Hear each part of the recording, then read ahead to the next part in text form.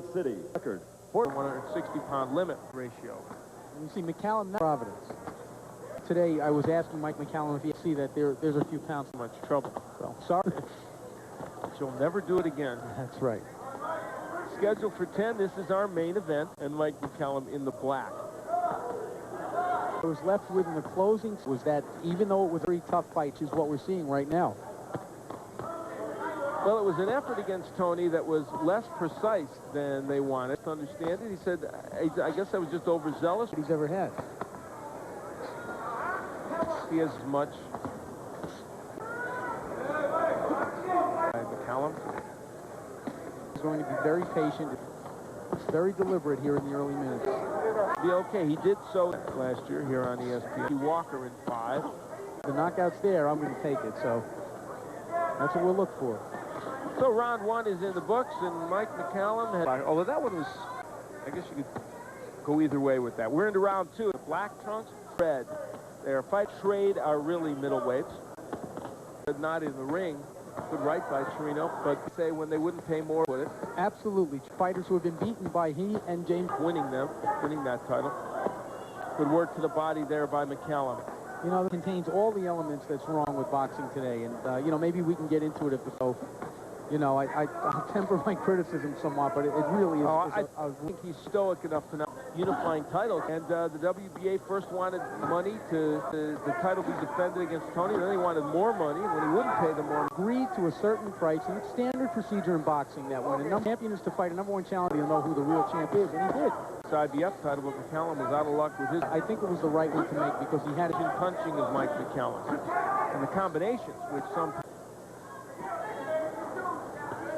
Well, there were times, actually, what surprised me about the Tony fight was that McCallum chose to box with McCallum pretty well.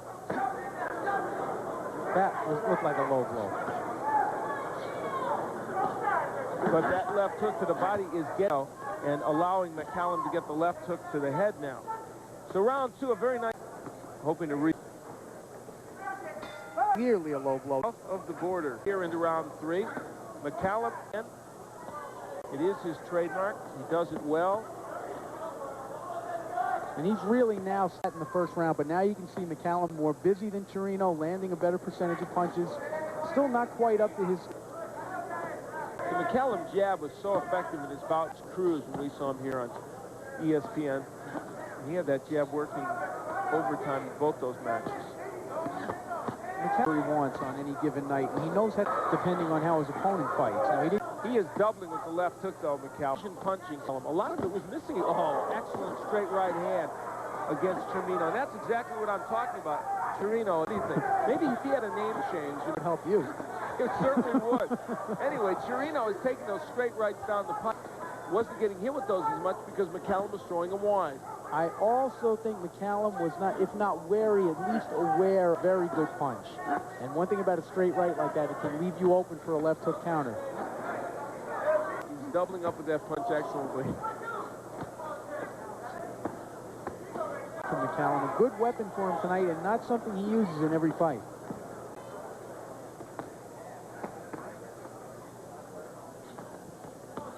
There's McCallum. Well, he has found a home for that punch, both to the body and the head. And Wally, I think he has stunned Chirino with him a couple times. Well, he's certainly wearing him down because he's a much stronger puncher also than Chirino. But what gets me is that he's able to place those body shots right on Carlos Padilla. But that was a very painful place to get hit, right on the hips.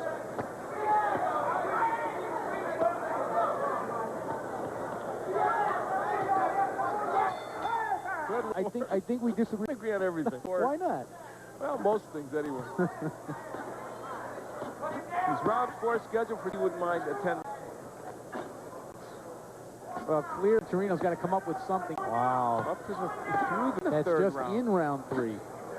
Callum out 9-6 in round 3. Spectacular performance in that round. Chirino needs the thing that you see that you think might work. Tough nut to crack through those gloves.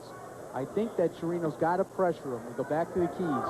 He's got to get closer to him because when you see when... I guess if you don't get Mike McCallum in wild exchanges and let him be able to hit him. Right, and then much more disciplined tonight than he was against Tony. The excitement between the two fighters leading up to the fight, not as under control as he is. Scheduled for 10. hoping for an August. We can safely say James Toney's probably out there peeking in along with his manager, Jackie Callan. I'm sure. Murphy Brown's not on tonight, is it? No. Okay. No, I don't think it's on opposite us. Seconds here of round 4. The jab of McCallum just keeps on landing, creating conclusion, and Chirino is looking for it about that is the body work and precision combination punch. Really, that has been the punch of the fight from just about anything else he's thrown tonight. And with an occasional right hand thrown, another right hand to the body that may have strayed a little bit low. McCallum has been warned. You know, I think he's a little frustrated now. I think he even expected it. Good left hook by whom he really thought they could beat, and almost nobody has. Right, he's like the pitcher. You sit in the dugout and you go, boy, he don't look so tough. And then you get up there.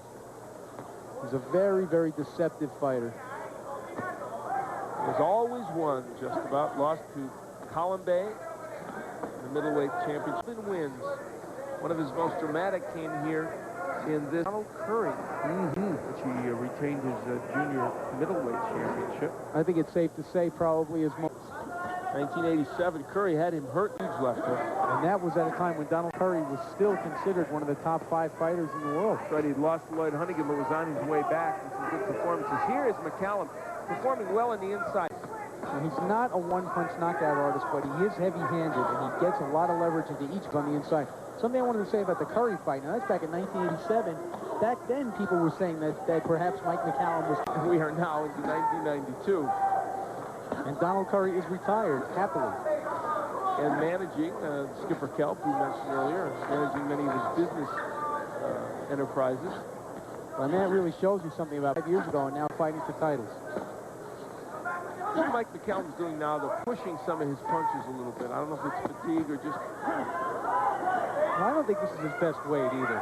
No, but he's landing some excellent uppercuts. And Chirino hanging on may well... This may be just a battle of attrition, losing badly right now. Fighting by Mike McCallum. Watch that. Slips to his left, throws a right uppercut. And the outside. Else was shut out. No surprise there. I thought the first round was semi-close, but after that, it's been all in margin. Pound combinations, and Chirino is allowed to decide to get inside those punches if Mike McCallum. In round 6, he's going.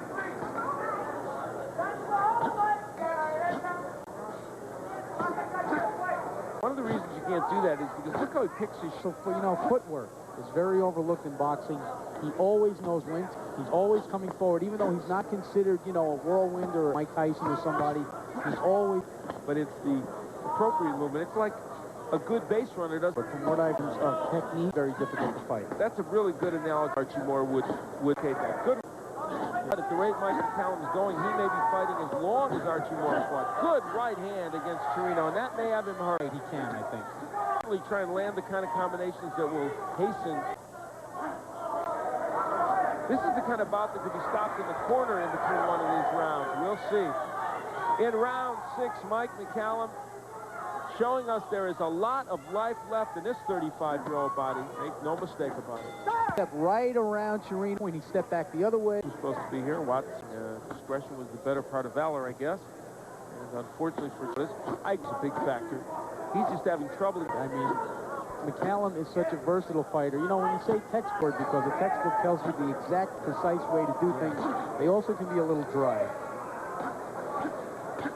There you know what I mean? Yes, you're right about that. And there is the about McCallum. You know, we both felt he probably could have knocked him out. Perhaps a younger or a less methodical fighter might have. McCallum when he wants to do it. It's been a non-factor. Except for the first round. I think that he's backing up. Just over a minute left to go in round 7. It has been a mirror image of virtually all the ones that have preceded it. Now, one thing we have to say about Mike McCallum, this is a man who has run his career exactly the way he wanted to. He made his own title belt when he wanted to. He fights the way he wants to. He's been encouraged to be more excited. And Eddie Futch in his corner is a man he listens. Fermin Chirino has not gotten his wake-up call yet, and boy, I don't know if it's coming. Round 7 will go as effective as the last 6. McCallum being 35 years old. And I didn't have him when I was 35, so... In the black, Fermin Chirino is in the red. Al Bernstein along with Wally Matthews. Barry Tompkins is in France, where he's getting ready for the French Open, the tennis tournament here. Got to eat that French food. Here are the punches through 7. Boy, McCallum landing a 350. That's a very, very good performance. He's just having a good time in there tonight, Al. Right after the 7th round, he came back and winked to his corner and raised a fist, really enjoying himself. Which I don't think he did. There to be sure, it ended Yes. up a draw. Have gone to Tony. Well, let's talk for a moment about it is. We'll take a step up, and it is which is slowed a little bit. Is that tournament? Well, I'll tell you, first of all, let me say that otherwise I thought it was a nip. I think McCallum can improve off it because of his trouble making the weight. That was a big right hand by McCallum. Chirino wanting to perhaps get him out of there, and this might take a look in between during the round. McCallum has just ripped the head. Oh, those were... This is more one, Wally. I really thought Chirino was... For the division, Matthew Hill, Michael Watson, who... A little debate in the corner, trying to fight. Well, he has, but unfortunately, 9 now. It was actually giving the corner of Chirino out of this fight late. Match, you're well spectacular. Especially since Chirino has fought mainly a defensive-minded fight for the past few rounds. He's hurt now. Chirino is nailed with that one left hand. He told us today getting the 10 rounds, the first Tony fight, and the only one he won. Another 35. Right. Or a 35-year-old who's just gone and is asked why he didn't score a knockout. Well, that's true. But I think in this case, McCallum probably really doesn't mind doing. Oh, true. Before the fight starts. This is just a mess. Just free reign.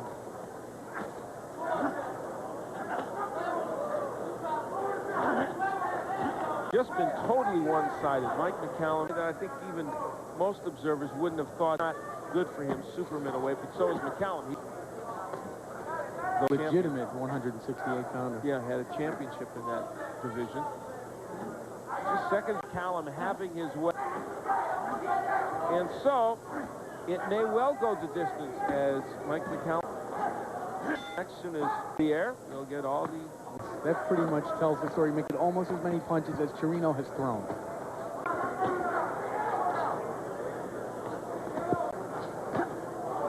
Excellent right by McCallum. He's thrown many of those in this match, although... You know, if you add some hand speed... You at the end of the first, you do now. Events change, don't they? Tony has been a little... in some of his performances, and here McCallum is not looking too bad. Granted, it's not against the real top middleweight, but against the guy that has some skills, and those body shots are special. I'll tell you why, Chirino is no worse than, let's say, Glenn Wolfe, who James Toney did not look that good against in his last fight. That's a very good point. As a reminder, baseball tonight coming up.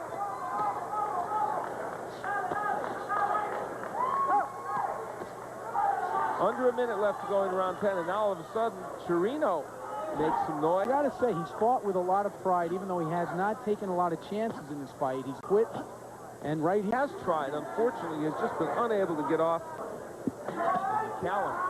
One thing you have to like here, Wally, whatever you want to say, here's this 35-year-old who's probably going to fifth or even maybe after a first round when I thought he was going to be a little flat. He wound up finishing up very...